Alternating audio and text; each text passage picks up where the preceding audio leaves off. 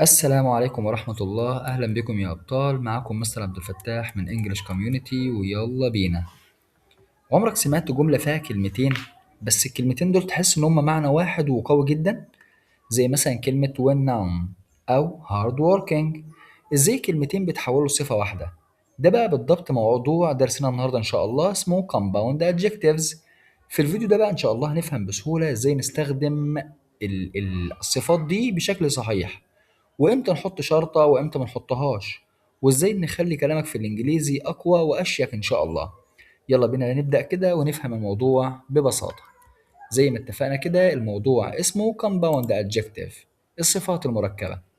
ناخد بالنا بس الأول كده إن الصفات المركبة ممكن تتكون من كلمتين أو أكتر، وممكن نقسمها لأكتر من حاجة زي ما هنشوف دلوقتي. أول حاجة صفات أصلا بتبدأ بصفة، اللي هو عندنا الصفة بيجي بعدها التصريف التالت اللي هو الباست بارتيسيبل، أو حاجة بنحط لها دي أو اي دي أو اي اي دي، أو تصريف تالت لو غير منتظم. زي مثلا الحاجات دي open minded, absent minded, clear cut, deep seated, old fashioned, middle aged, kind hearted, long haired. وفي صفات بيجي بعدها اي ان جي على طول، زي مثلا كلمة good looking, slow moving, far reaching, long lasting. وفي صفات بيجي بعدها الاسم زي second hand, last minute, full length, full time. خلاص، يبقى كده عندنا في الصفة ممكن يجي بعدها البي بي أو صفة بيجي بعدها اي ان جي، أو في صفات بيأتي بعدها الاسم. ناخد بالنا بقى كمان إن في صفات أصلا بتبدأ بالحال. في عندنا مثلا الحال بيجي بعدها البي بي أو الحال بيجي بعديه اسم.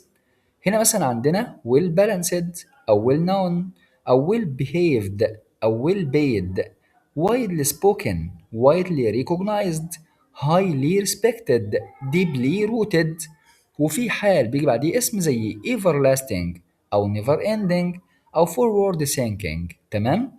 طيب كده احنا عرفنا ان في صفات بيجي بعدها البي بي او اي ان جي، او صفات بيجي بعدها اسم، وممكن في صفات بيجي بعديها بتبدأ بالحال وبعدها البي بي، أو الحال وبعديه الاسم. في كمان أصلا صفات مركبة تبدأ بالاسم على طول، زي مثلا الاسم بيجي بعديه البي بي، أو اسم بيجي بعديه اي ان جي، أو اسم بيجي بعديه الصفة. مع بعض كده مثلا عندنا left handed, right handed, heart broken, sun baked, child wanted, middle aged. وفي هنا زي ما اتفقنا كده في حاجات او صفات صفات مركبه بتبدا بالاسم، زي مثلا English speaking, time saving, labor saving, record breaking, mouth watering, thought provoking. طيب عندنا بقى كمان الصفات اللي هي تبقى اسم وبعديها الصفة، زي fat free, smoke free, ice cold, world famous, self reliant, self centered. في كمان نوع اللي هو الصفات مركبة تبدأ بالرقم. تمام، ممكن بقى الرقم ده يبقى ممكن رقم زائد اسم مفرد وبنحط بعد الصفة، بس ساعتها هنحط شرطة، وممكن تكون رقم زائد اسم مفرد وبينهم شرطة بدون صفة. زي مثلا I saw a 10، كلمة 10 اللي هي 10، بعد كده نحط الشرطة، بنحط السنة اللي هي السنة المفرد، بعد كده الشرطة old boy. كده احنا كملنا الحاجة بتاعتنا، رقم اسم مفرد وبعد كده الصفة بتاعتنا، رقم اسم مفرد والصفة. تمام، وكملنا الجملة عادي. وفي بقى كمان بنقول إن إحنا ممكن تتكون من رقم زائد اسم جمع وبدون شرطة، ويأتي بعد الاسم الجمع اس أبوستروف. تمام، الفرق هنا إيه؟ هنا لما نلاقي 10 بعدها اسم مفرد هنحط شرطة، إنما هنا عندي 6 وبعدها اسم جمع ما بنحطش شرطة.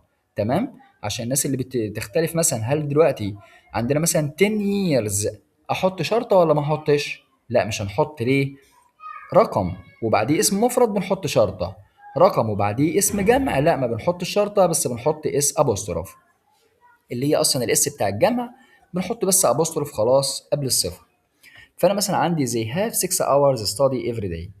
طيب لاحظ بقى مع كلمة تايم بنستخدم ابوستروف اس مع المفرد واس ابوستروف في الجمع، زي مثلا our company will contact you in a week's time. كلمة week هنا مفرد فحط ابوستروف اس. ليه؟ ابوستروف اس اهو عشان مفرد، انما لو كنا قلنا week's time مثلا فكان ساعتها هنحط الاس ابوستروف بتاع اصلا اس الجمع اصلا. يبقى احنا كده يا شباب بنقول ان احنا بنستخدم الشرط لربط الكلمات ببعضها البعض اذا كانت الصفة قبل الاسم، لو الصفة قبل الاسم بنحط الايه؟ بنحط الشرطة.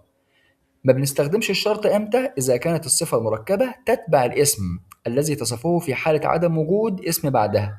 هنا مثلا عندنا كلمة widely spoken، تمام؟ هنلاقي هنا مفيش شرطة، ليه؟ لأن الصفة المركبة تتبع الاسم اللي بعديها، الاتنين بيتبعوا بعض، إضافة كمان إن مفيش اسم بعدها، فبنقول widely spoken all over على طول الجملة بتاعتنا من غير اسم بعدها. عندما تحتوي الصفات المركبة على أرقام عادة ما تحتاج الصفات المركبة اللي تحتوي على أرقام إلى شرطة، تمام؟ إحنا ممكن نحلها في حتة اللي إحنا قلناها كده، لما نلاقي الرقم وبعديه مفرد فبنحط شرطة، بعد جمع ما بنحط الشرطة. ولكن عندما يأتي الرقم في المرتبة الثانية في الصفة المركبة فإنه لا يحتاج إلى شرطة أو إلى وصلة، زي مثلا my brother has type 2. إيه الفرق بين دي وبين دي؟ هنا الرقم جه الأول وبعديها الصفة المركبة فحطينا شرطة، إنما هنا الصفة جت بعدها الرقم ما حطيناش شرطة، تمام؟ نراجع بقى الفيديو مرة تانية كده هيفرق معانا جدا وإن شاء الله هنفهمه مرة تانية.